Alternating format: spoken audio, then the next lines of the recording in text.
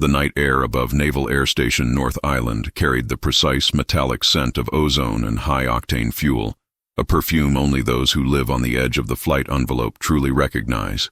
Inside the Admiral's mess, however, the dominant smell was polished brass, polished oak, and the aggressively confident fragrance of men who believe they own the vertical space above them.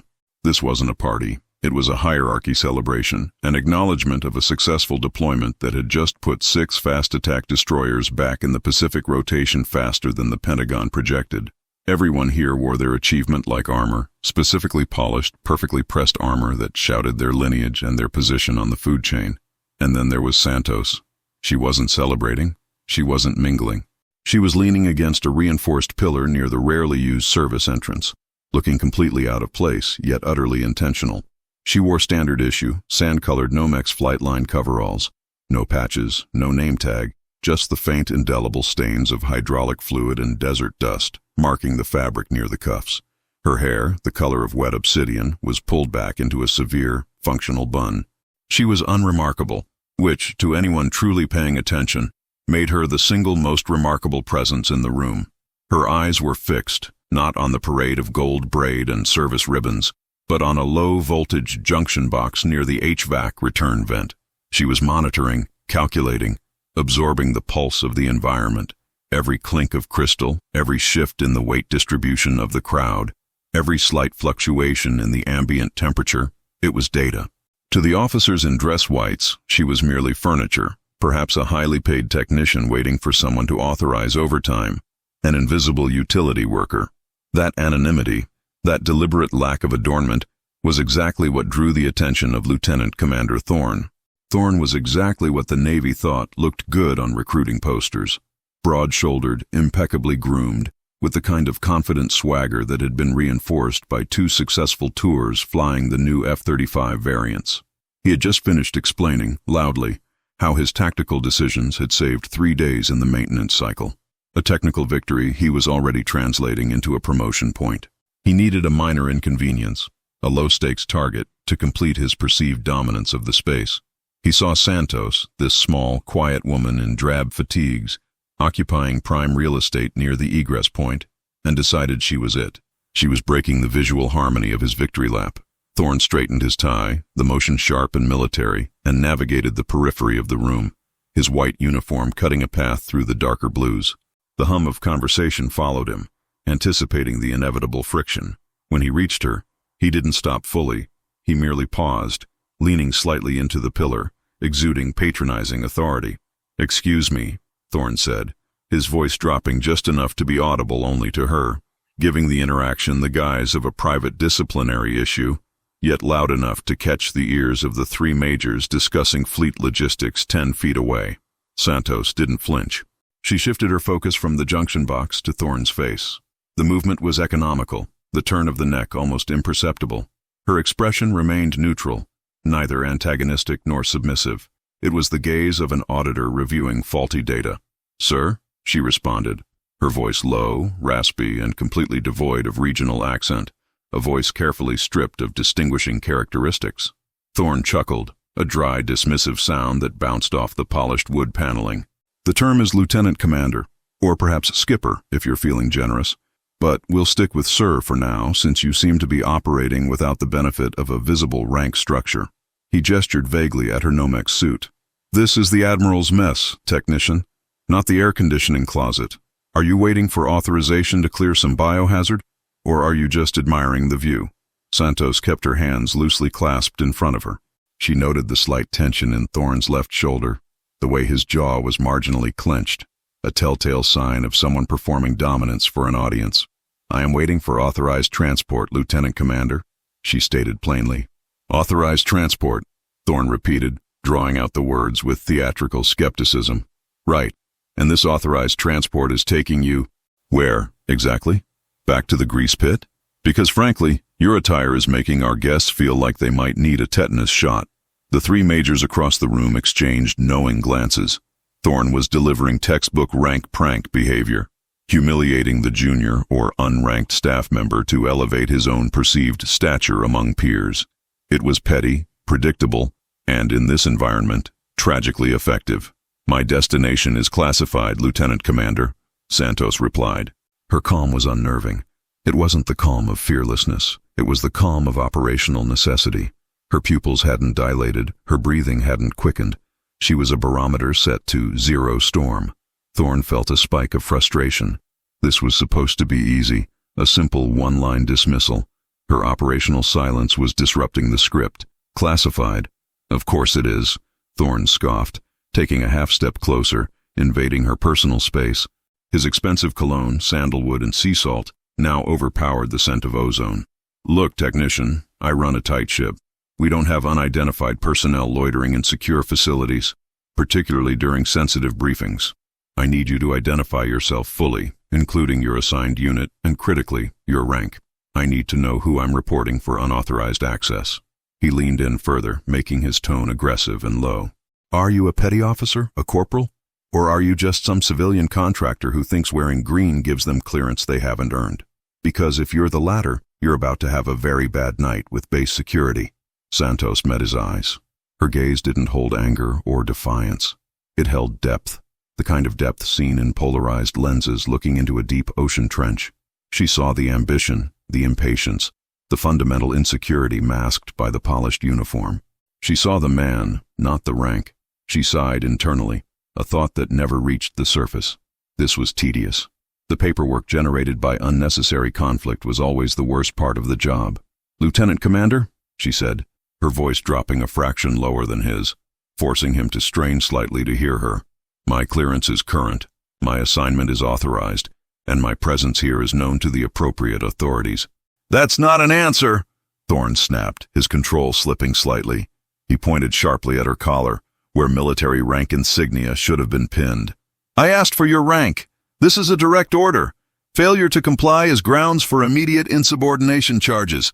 And trust me, you don't want to explain to a review board why a lieutenant commander had to drag your designation out of you.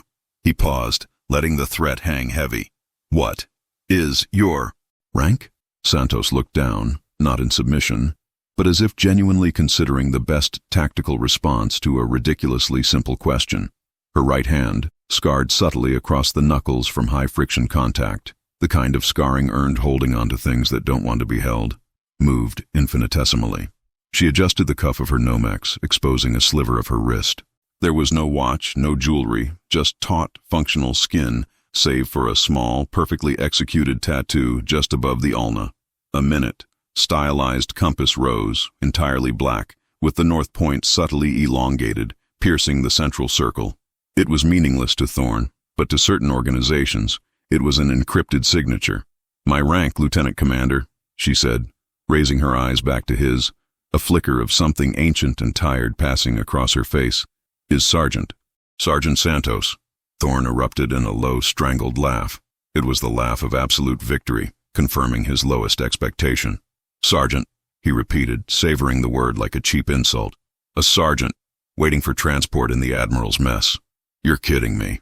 E5, E6, at best. Did you lose a bet, Sergeant? Who let you in here? You are 3 levels of command below the absolute minimum requirement to breathe the air in this room without specific invitation. Now get out. Find a back door. Use the service tunnels. I don't care. But if I see your coveralls again, I will have you processed, documented, and scrubbing barnacles off a carrier hull by dawn. He stepped back, crossing his arms, puffing out his chest, completely confident he had reasserted the natural order. The 3 majors chuckled dutifully. The friction had been resolved. The lowest link had been broken. Thorne was victorious. Understood, Lieutenant Commander, Santos confirmed, the words utterly flat. And that was the exact calculated second the heavy, sound-dampening oak doors at the far end of the mess swung inward. The room, already subdued by the weight of rank, collectively went silent. All conversation stopped, frozen in mid-sentence, as if a master conductor had dropped his baton. 5 men entered the room, moving with the measured, unified gait of absolute, unquestioned power. They weren't just senior officers. They were the physical embodiment of the command structure of the Pacific Fleet. The collective glitter of their stars, gold and silver, was blinding, 4 of them wearing the insignia of vice or rear admirals, and the man leading them, a mountainous figure with hair the precise shade of fresh snow, bore the 4 silver stars of a fleet admiral, Admiral Hayes, the man who commanded everything that floated, flew, or swam in half the world's oceans. The atmosphere in the mess shifted instantaneously, thickening with palpable deference. Every officer in the room, Thorne included, snapped to attention, backs straight, jaws tight, ready to render a salute that held both respect and terror. Thorne, basking in his moment of disciplinary triumph, was just about to pivot and offer a crisp, perfect salute to Admiral Hayes, eager to be seen by the most powerful man in the room, maintaining order. But Admiral Hayes wasn't looking at him. None of them were. Their eyes, the minute they swept the room, locked onto the far pillar, the small figure in the sand-colored Nomex. There was a microsecond of stunned silence, followed by the most profound, agonizingly slow shift in perspective Thorne had ever witnessed. It was like watching a physics demonstration where gravity suddenly decides to pull sideways. Admiral Hayes, the man whose word moved aircraft carriers, stopped dead in his tracks. His 4 companions, equally star-laden, stopped in perfect unison behind him. The Admiral's imposing, powerful frame actually softened, the aggressive posture of command draining away, replaced by something deep, solemn, and intensely respectful. Thorne, still rigid, waited for the Admiral to proceed, perhaps to address the room, but Hayes didn't acknowledge the crowd. He took one deliberate step forward, then another, his eyes never leaving Santos. Thorne was directly in the Admiral's line of sight, perhaps 10 feet from Santos. He finally rendered his salute, a sharp textbook motion. Hayes didn't return it. He didn't even register Thorne's presence. Thorne's salute died, hanging awkwardly in the air. Hayes continued his approach toward the pillar. As he drew closer, the Admiral's face, a roadmap of decades of command stress, displayed a level of focused, respectful attention Thorne had only seen directed toward the Secretary of Defense.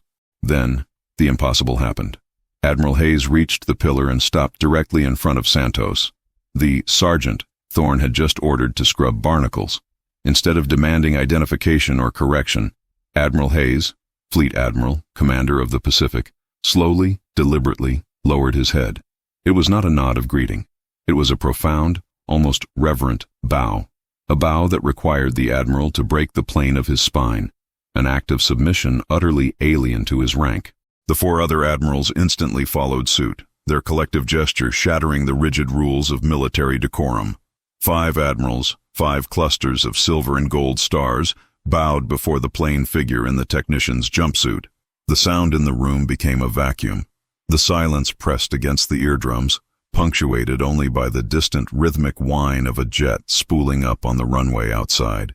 Thorne, standing perhaps 5 feet away, felt the blood drain from his head. He could feel the eyes of the 3 majors burning into the back of his neck. The reality hit him with the physical force of a tidal wave, a slow, relentless crushing. Santos, the sergeant, didn't bow back. She didn't salute. She gave Admiral Hayes a tiny, almost weary nod of acknowledgement, a gesture reserved for an equal, or perhaps a senior. Admiral Hayes straightened up, but his posture remained softened, attentive. He spoke, his voice low and serious, not booming, as was his custom, but deferential. "Ma'am," Hayes began, using the formal address, "we were informed of your need for immediate extraction. We are prepared to initiate the protocol."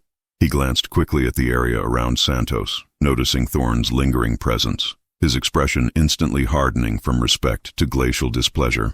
"Is there a complication, ma'am?" Hayes asked Santos, the implied question hanging heavily.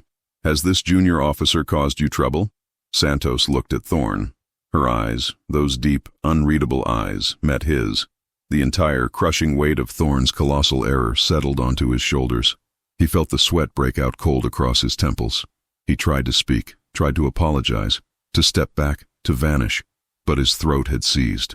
Santos turned back to Hayes, dismissing Thorne with a glance that lasted less than a second, yet felt like 1,000 years of judgment. "No complication, Admiral," she said simply, "just confirming nomenclature." The admirals behind Hayes shifted uneasily, understanding the coded reference. Nomenclature. Rank. Admiral Hayes's gaze flickered back to Thorne, and the lieutenant commander felt his promising career evaporate like mist in the heat. Hayes didn't need to speak to Thorne. The admirals didn't need to be introduced. One of the vice admirals, a man known for his ruthlessness in fleet readiness, stepped forward, his eyes fixed on Thorne. He ignored the rank on Thorne's collar, addressing him simply as a nuisance. "Officer," the Vice Admiral barked, the sound sharp enough to shatter glass. "You will retire to your quarters immediately. Do not speak of this moment. Do not move until ordered. Understand?" Thorne could only manage a strangled, choked noise that might have been, "Sir." Admiral Hayes then stepped closer to Santos, lowering his voice conspiratorially. "The briefing package for the new deployment is secured, ma'am. The Secretary sends his best and asked me personally to confirm your satisfaction with the new comms suite, specifically, the latency on the orbital package." "The latency is fine, Admiral," Santos confirmed. "The payload is stable." "Tell the Secretary that Mantis is satisfied." Mantis. The name hit Thorne like a physical blow. Mantis, the legendary call sign, the operative that intelligence rumors claimed had been retired 20 years ago. The ghost whose operational history was locked behind the most classified security clearance the U.S. government possessed. The shadow who designed the counterinsurgency algorithms that every admiral in the room depended on. Mantis wasn't a sergeant in the conventional sense. The sergeant rank was the cover, the perpetual, non-promotable, non-transferable designation given to black operations directors and legendary strategic analysts whose true authority dwarfed the standard chain of command. Her nominal rank was E5 or E6, a protective shell that masked the fact that she was, operationally, the one-person 5 four-star admirals referred to as ma'am. She was the legend, the quiet force that dictated the movements of the entire fleet. Thorne felt the cold, hard realization. He hadn't just mocked a technician, he had challenged the bedrock of operational security and the strategic mind of the entire naval command. Hayes offered his arm to Santos, a gesture of profound respect and escort. "Your flight is ready, ma'am. The general is waiting on the tarmac." Santos accepted the escort with the ease of someone accustomed to moving among the very apex of power. As she turned to leave, walking slowly through the corridor of bowing admirals, she paused one last time, her eyes drifting back to Thorne, who remained frozen, a statue of petrified pride. Her expression shifted, no longer judgment, but a quiet, weary pity. She lifted her right hand slightly, showing him the small stylized compass rose tattoo on her wrist. The silent message was clear. "I am where I am supposed to be, moving according to the plan. You are the one who is lost." She then walked out, flanked by the 5 most powerful naval commanders in the region, their stars dimming slightly as they passed under the harsh fluorescence of the doorway, dissolving the strange, inverted hierarchy into the classified shadows of the night. Thorne was left standing alone in the profound, crushing silence of the mess hall, the smell of sandalwood and sea salt now smelling aggressively foolish. His career, the polished brass, the immaculate uniform, it all felt cheap, tarnished, and deeply, terribly inadequate. He had learned the hardest lesson the military could teach. Rank on the collar is merely a uniform. Authority is etched in scar tissue and whispers in high places. If you believe respect is earned by blood and not by rank, type respect in the comments.